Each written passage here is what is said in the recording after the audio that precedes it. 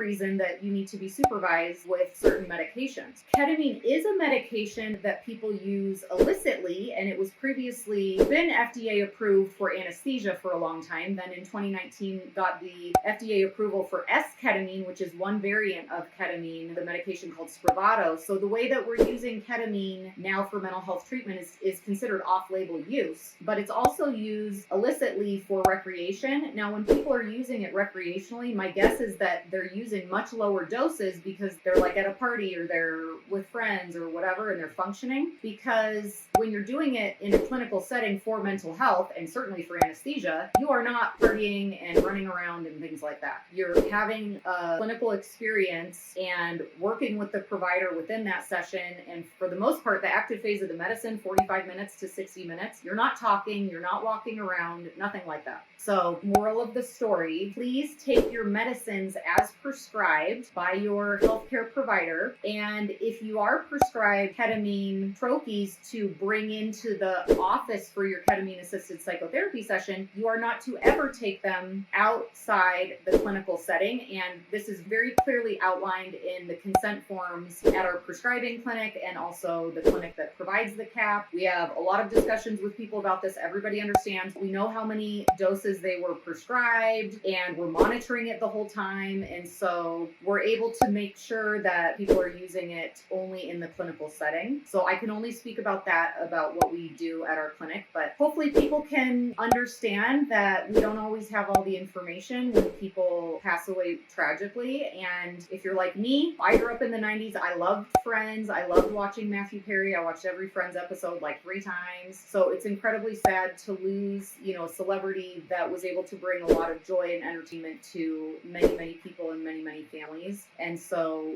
we can keep his family and loved ones in our thoughts and always remember to be very mindful of following the doctor's orders with our prescription medications.